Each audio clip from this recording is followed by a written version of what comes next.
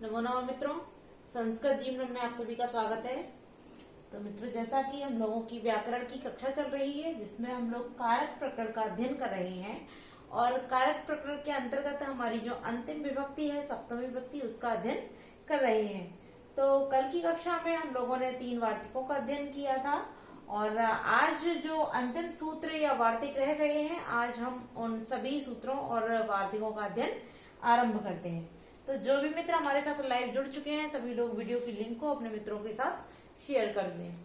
तो आइए हम लोग देखते हैं हमारा जो पहला सूत्र है इसमें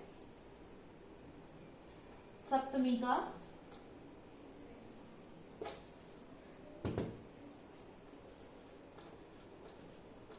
यतस्य निर्धारणम, यतस्य निर्धारणम। अब हम ये जानते हैं कि यह जो हमारा सूत्र है यह क्या कह रहा है।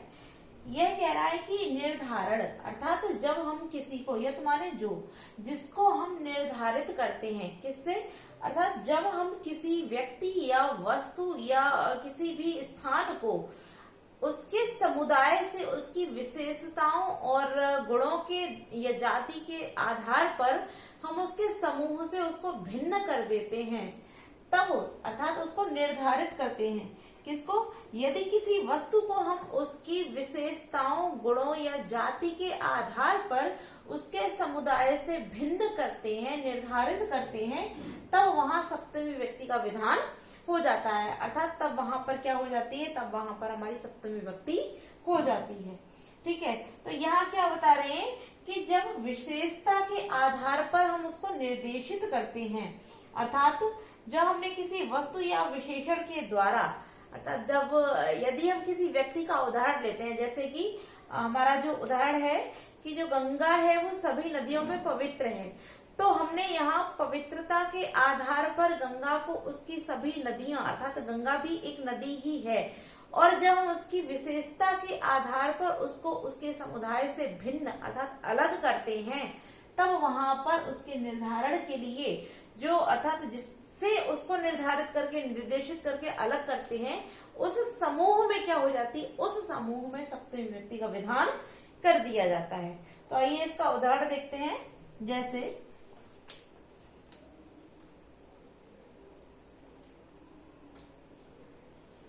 कविषु, कविषु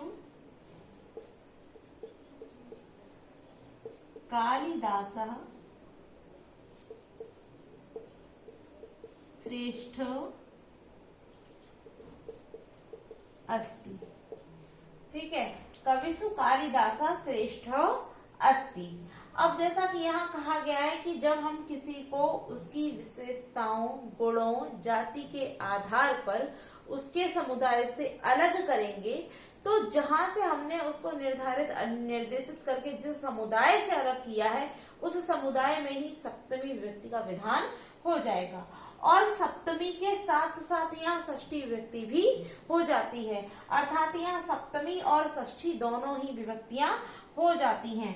तो यहाँ हम कविषु कालिदासः श्रेष्ठ अस्ति भी लिख सकते हैं, या फिर इसके आगे ही हम बढ़ा देते हैं, जैसे कविषु या कवीनाम वा। ठीक है, कविषु कवीनाम वा कालिदासः श्रेष्ठ। अब क्योंकि यहाँ बताया जा रहा है कि कालिदास श्रेष्ठ हैं, कालिदास जो है वो श्रेष्ठ हैं, किंतु किससे श्रेष्ठ हैं, किसमें श्रेष्ठ हैं, तो वे कवियों में सबसे श्रेष्ठ हैं, अर्थात कवियों में उनकी श्रेष्ठता को निर्धारित किया जा रहा है। अर्थात जो उनका समुदाय है, क्या समुदाय है, जो हमारे कालिदास है यह एक कवि है, और कवि होने के नाते इनका जो समुदाय है वो क्या हो जाएगा, वो हमारा समुदाय हो जाएगा कवि। ठीक है, तो कवियों में इनकी श्रेष्ठता बताई जा रही है, कवियों में ही इनकी श्रेष्ठता के आधार पर, इन सब कवि समूह से ही इनकी श्रेष्ठता के आधार पर इनको उस कवि के समूह से भिन्न किया जा रहा था, पर उस समूह से उसको उनको अलग किया जा रहा है। तो जिस समूह से इनको अलग किया जा रहा उस समूह में ही क्या हो जाएगी, चाहे तो आप सप्तमी कर दीजिए चाहे आप षष्ठी, अर्थात वहां षष्ठी और सप्तमी दोनों ही विभक्तियां हो जाएंगी। ठीक है, तो यहाँ दोनों ही विभक्तियां किसमें हो जाएंगी, जो समूहवाचक शब्द होगा, क्योंकि हम कालिदास को उनकी श्रेष्ठता के आधार पर वहां से इनके समूह से भिन्न कर रहे हैं। तो जब हम इनके समूह से भिन्न कर रहे हैं तो उस समूह के आधार पर ही इनकी श्रेष्ठता को सिद्ध करते हुए उस समूह से ही तो भिन्न कर रहे हैं। जब हम समूह से भिन्न करेंगे तो इस समूह में ही क्या हो जाएगी, इस समूह में ही षष्ठी विभक्ति और सप्तमी विभक्ति का विधान कर दिया जाएगा, अर्थात इस समूह में ही षष्ठी सप्तमी का विधान हो जाएगा, इसी में षष्ठी और सप्तमी विभक्ति हो जाएगी। चलिए एक और उदाहरण देखते हैं, जैसे गौशु गवाम, गौशु गवाम, गौशु गवाम वा कृष्णा, कृष्णा बहुक्षीरा, गौशु गवाम वा कृष्णा बहुक्षीरा, अर्थात जो गाय है, जो काली गाय है वो बहुत दूध देती है, जो काली गाय होती है वो बहुत अधिक दूध देती है, ऐसा माना जा रहा है। तो इस काली गाय की विशेषता हो गई कि ये बहुत अधिक दूध देती है, और इसकी इस विशेषता के कारण इसको हमने किससे अलग किया, जो गायों का समूह है, अर्थात जो गवाम या गौशु हमने किया है, उस अर्थात जो गायों का समूह है, अर्थात गायों में ही क्या होती है, कृष्ण काली जो गाय होती है वो बहुत अधिक दूध देती है। तो क्योंकि गायों में काली गाय जो बहुत दूध दे रही है, तो यहाँ जो उसका समूह है वो क्या है, गाय।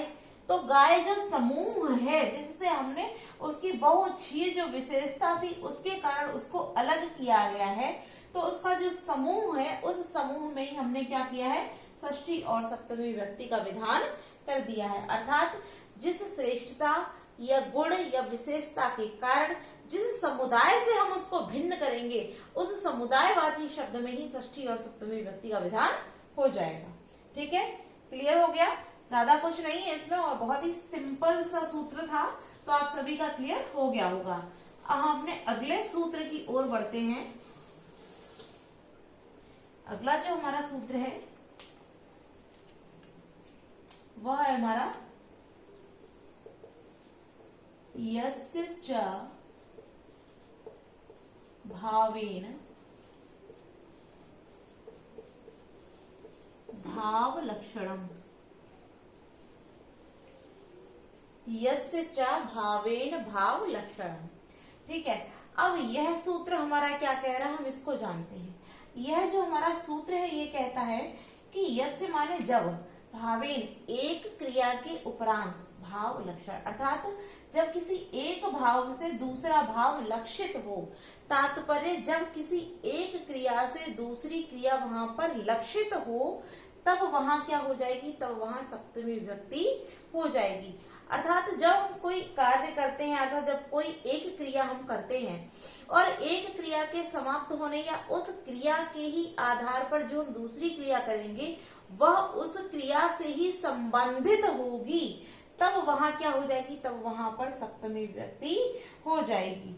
ठीक है, अब हम इसको देखते हैं। यहाँ क्या बोल रहे हैं कि जब एक क्रिया, जब जिस एक क्रिया के द्वारा दूसरी क्रिया का भाव लक्षित हो, अर्थात दूसरी क्रिया उस क्रिया से संबंधित हो, तब वहां पर क्या हो जाएगी, उस क्रिया कर्म या कर्ता उनमें वहां पर सप्तमी विभक्ति का विधान कर दिया जाए। किसमें, जो पहली वाली क्रिया, भावेन मतलब जो पहली वाली क्रिया होगी उसमें। तात्पर्य जब हम कोई कार्य कर रहे हैं, अर्थात जब हमने कोई एक क्रिया की और उसके पश्चात जब हम दूसरी क्रिया करते हैं, किंतु जो दूसरी क्रिया हम कर रहे हैं वो पहली वाली क्रिया से संबंधित हो, तब जो पूर्व वाली क्रिया होगी, पहले की जाने वाली जो क्रिया होगी, वहां पर क्या हो जाएगी, पहले वाली क्रिया के कर्ता, कर्म और क्रिया में सप्तमी विभक्ति हो जाती है। ठीक है, जैसे हम इसका उदाहरण देखते हैं। सूर्य, सूर्य अस्तम गते, सूर्य अस्तम गते। अब आगे क्या बोल रहे हैं, गोपा गोपाग्रहम गोपाग्रहम अगच्छन् अगच्छन्। ठीक है, अब यहाँ क्या कह रहे हैं कि सूर्य अस्तम गते, सूर्य के अस्त हो जाने पर, सूर्य के अस्त हो जाने पर या अस्ताचल को चले जाने पर, गते माने चले जाने पर, कि सूर्य के अस्त हो जाने या अस्ताचल को चले जाने पर गोपा जो ग्वाले हैं वो घर को चले गए। ठीक है, अब यहाँ जो है द्वितीय क्रिया, पहली क्रिया क्या है, सूर्य का अस्त होना, ये कौन सी हो गई, ये हमारी प्रथम क्रिया हो गई। ठीक है, प्रथम क्रिया हो गई सूर्य का अस्त होना, और द्वितीय क्रिया क्या हुई, गोपो जो ग्वाले हैं उनका घर जाना, ये क्या हो जाती है हमारी, ये द्वितीय क्रिया। ठीक है, जो द्वितीय क्रिया क्या है, ग्वालों का घर जाना। ठीक, तो यह किससे संबंधित है, सूर्य के अस्त होने से। क्यों संबंधित है, क्योंकि जब सूर्य अस्ताचल को चला गया अर्थात अस्त हो गया, तभी ग्वाले घर को जा रहे हैं।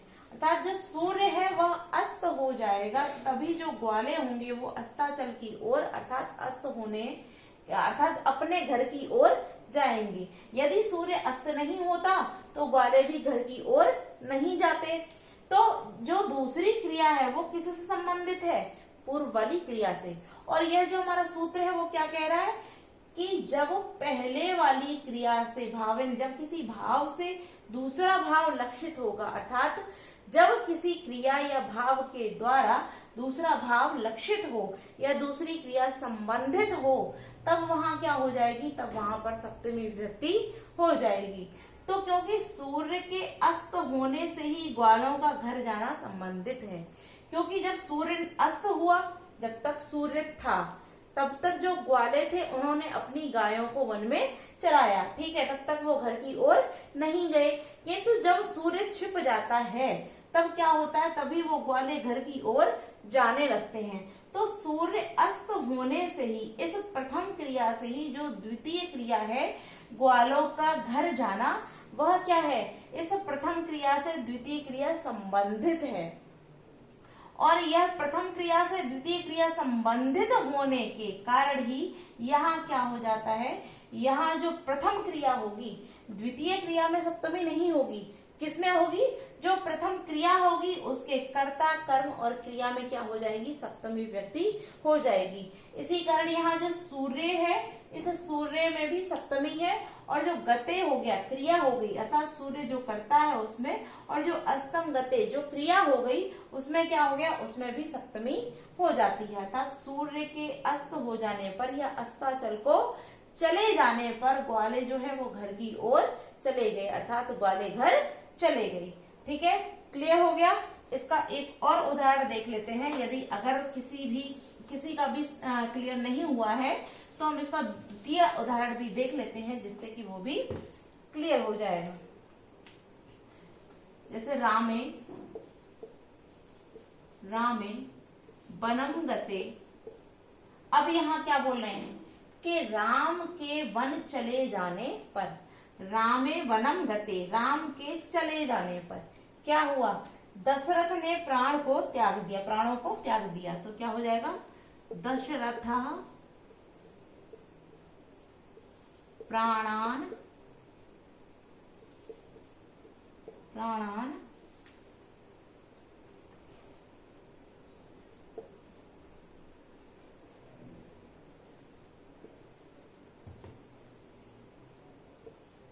तत्याज,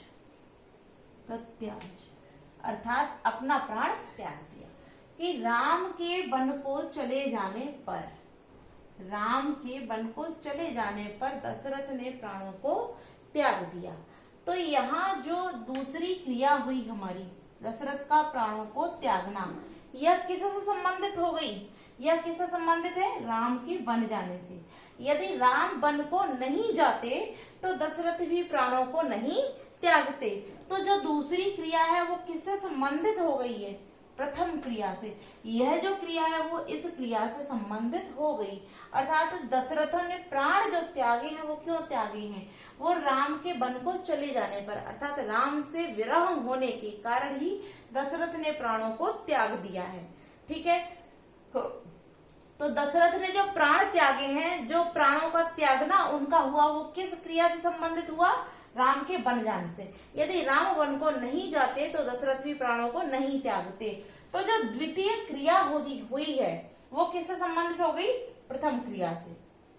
ठीक है, तो जैसा कि हमारा सूत्र कह रहा है कि जब पहली क्रिया से द्वितीय, जब प्रथम क्रिया से या जिस भाव से दूसरे भाव को लक्षित किया जाएगा, तात्पर्य जब एक क्रिया से दूसरी क्रिया को संबंधित, अर्थात एक क्रिया से होकर ही द्वितीय क्रिया होगी, अर्थात द्वितीय क्रिया होने का जो मूल कारण होगा क्या होगा? प्रथम क्रिया होगी। तब वहां पर जो प्रथम क्रिया होगी, अर्थात जो प्रथम क्रिया होगी उसमें ही क्या हो जाएगी? सप्तमी हो जाएगी। और प्रथम क्रिया वाले, अर्थात जो प्रथम क्रिया करने वाले, उसमें चाहे कर्ता हो चाहे क्रिया हो, कर्ता कर्म क्रिया तीनों में ही क्या हो जाएगी? सप्तमी विभक्ति हो जाएगी। इसी कारण यहाँ रामे वनम गते, जो राम है वो वन को जाते हैं, तो इसलिए रामे में भी सप्तमी होती है, और जो गते अर्थात राम का जाना है वहां भी सप्तमी विभक्ति हो जाती है। ठीक है, तो ये क्लियर हो गया होगा। अब हमारा जो सप्तमी का अंतिम सूत्र रह गया है हम उसको भी देख लेते हैं। अगला हमारा अंतिम जो सूत्र है वो है हमारा षष्ठी चा नादरे, षष्ठी चा नादरे। अब सबसे पहले हम इसका अर्थ कर लेते हैं, क्योंकि षष्ठी तो आप समझ रहे होंगे, यदि हम इसको भिन्न भिन्न करेंगे तो क्या हो जाएगा? च अनादरे। ठीक, च धन अनादरे, तो यहाँ दीर्घ संधि हुई है, तो च माने और, अनादरे माने अनादर में। ठीक है, तो और अनादर में क्या हो जाएगी? तो अब क्योंकि अर्थ जान लिया इसलिए हम इसको हटाए दे रहे। तो यहाँ क्या कह रहा है, जैसे हम इस सूत्र को प्रथम वाला जो सूत्र है उसी से संबंधित करके आपको बताते हैं। जब एक क्रिया से दूसरी जो क्रिया संबंधित हो रही थी वहां सप्तमी हो रही थी, तो उसमें क्या बोल रहे हैं कि जब इसी प्रकार से कोई अन्य भी क्रिया की जाएगी, किंतु वहां क्या होगा? अनादर। जब वहां अनादर द्योतित होगा, अर्थात अनादर किया जाएगा, तब क्या होगा? वहां चा माने और हो जाएगी क्या? षष्ठी। तब वहां सप्तमी के साथ साथ षष्ठी भी हो जाएगी। तात्पर्य जब किसी का अनादर करके कोई कार्य किया जाएगा, अर्थात प्रथम क्रिया हो गई अनादर करना, और द्वितीय क्रिया उससे संबंधित जो हो जाएगी, तो तात्पर्य जब पहली क्रिया के द्वारा दूसरी क्रिया जहां लक्षित की जा रही थी, उसी प्रकार से जब प्रथम अर्थात जब किसी का अनादर करके कोई कार्य किया जाएगा, तब वहां पर सप्तमी के साथ साथ च माने और हो जाएगी क्या? षष्ठी। तब वहां सप्तमी और षष्ठी दोनों विभक्तियां हो जाएंगी। ठीक है, इसके उदाहरण को हम देखते हैं, तब वहां से और अच्छे से क्लियर हो जाएगा। जैसे रुदति पुत्रे, रुदति पुत्रे, रुदतः पुत्रस्य, पुत्रस्य वा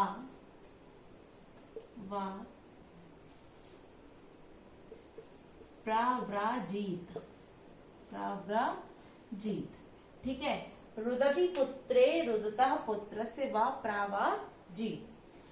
अब यहाँ क्या कह रहे हैं इसको हम समझते हैं। रुदति माने रोते हुए, पुत्र माने पुत्र को, कि रोते हुए पुत्र को छोड़कर प्राव्राजीत अर्थात सन्यासी हो गया। जो उसका पिता था, इसका अर्थ होता है सन्यासी होना। प्राव्राजीत माने होता है सन्यासी होना। जो इस पुत्र का पिता था उसने क्या किया कि पुत्र के रोते रहने पर भी, अर्थात पुत्र को रोता हुआ छोड़कर भी वो क्या हो गया? सन्यासी हो गया। तो यहाँ जो सन्यासी होना है, अर्थात पिता का जो सन्यासी होना है, वो किससे संबंधित हो गया? प्रथम क्रिया अर्थात जो सन्यासी हो गया। यहाँ दो क्रियाएं हो गई, एक हो गया रुदति पुत्रे अर्थात रोते हुए पुत्र को छोड़कर, तो एक क्रिया यह हो गई, दूसरा क्या हो गया? सन्यासी होना। तो हमारा पहला वाला सूत्र भी यहाँ क्लियर हो रहा है। और दूसरा क्या बोला है कि अनादरे अर्थात अनादर किया जाए, जब किसी का अनादर किया जाए।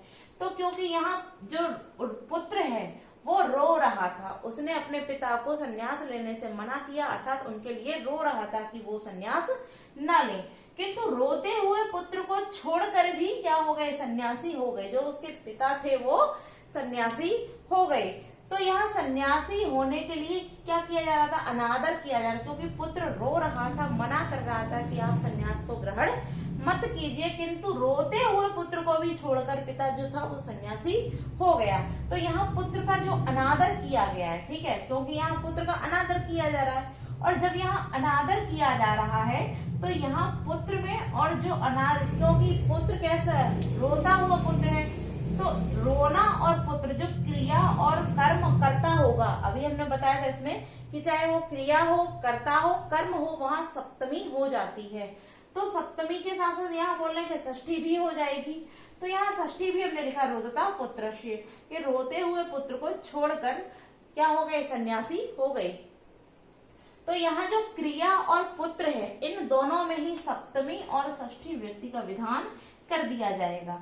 तो रुदति पुत्रे प्रावराजित या रुदता पुत्र से प्रावराजित, अर्थात आप सप्तमी भी कर सकते हैं और षष्ठी भी कर सकते हैं, किंतु कब कर सकते हैं, जब वहां अनादर किया, चा माने और क्या किया जाए, अनादर, जब अनादर किया जाएगा तब चा माने और षष्ठी भी हो जाएगी। जब अनादर करके कोई कार्य किया जाएगा तब वहां पर षष्ठी और सप्तमी विभक्ति दोनों हो जाएंगी। ठीक है, तो आप सभी के क्लियर हो गए होंगे, और मुझे नहीं लगता कि अब इनमें से कोई भी सूत्र ऐसा है जो आप सभी के समझ में ना आया हो। यदि कोई संशय हो तो एक बार पुनः इसके उदाहरण को हम देख लेते हैं। यहाँ क्या बोल रहे हैं कि रुदति पुत्रे रुदता पुत्र से, अर्थात षष्ठी भी कर सकते हैं आप, सप्तमी भी कर सकते हैं, क्योंकि जो पुत्र था वो रो रहा था, मना कर रहा था, और उसके रोने और मना करने के पश्चात ही जो पिता था वो सन्यासी हो गया है। ठीक है, तो रोने के कारण पुत्र जो था उसका अनादर किया जा रहा, क्योंकि उसने रो करके भी अपने पिता को रोकना चाहा कि वो सन्यासी न हो। तो यहाँ रोते हुए पुत्र को भी छोड़ा गया, तो अर्थात उनका अनादर किया, उस पुत्र का अनादर किया जा रहा है। तो इसलिए यहाँ रोना जो क्रिया है और पुत्र जो कर्ता है, इन दोनों ही शब्दों में षष्ठी और सप्तमी दोनों विभक्तियों का विधान हो जाएगा। किंतु आप ये सोचें कि एक जगह आप षष्ठी लगा दीजिए, एक जगह सप्तमी लगा दीजिए, ऐसा नहीं होगा। यदि आप षष्ठी लगाते हैं तो दोनों में आपको षष्ठी अर्थात क्रिया और कर्ता दोनों में ही षष्ठी लगा सकते हैं, अर्थात आप क्रिया और कर्ता दोनों में ही सप्तमी कर सकते हैं। ऐसा नहीं है कि आप एक जगह षष्ठी कर दीजिए और एक जगह सप्तमी, एक शब्द षष्ठी या एक शब्द सप्तमी, ऐसा नहीं। आपको लगानी षष्ठी है या सप्तमी वो आपके ऊपर निर्भर है, किंतु आप लगाएंगे तो वहां दोनों ही शब्दों में एक ही विभक्ति का विधान किया जाएगा। ठीक है, तो हमारे सभी जो सूत्र थे प्रथमा विभक्ति से लेकर सप्तमी तक, आज तक हम लोगों ने सभी श्लोकों और सूत्रों का अध्ययन, सूत्रों और वार्तिकों का अध्ययन कर लिया। तो आज के लिए इतना ही। नमो नमः मित्रों।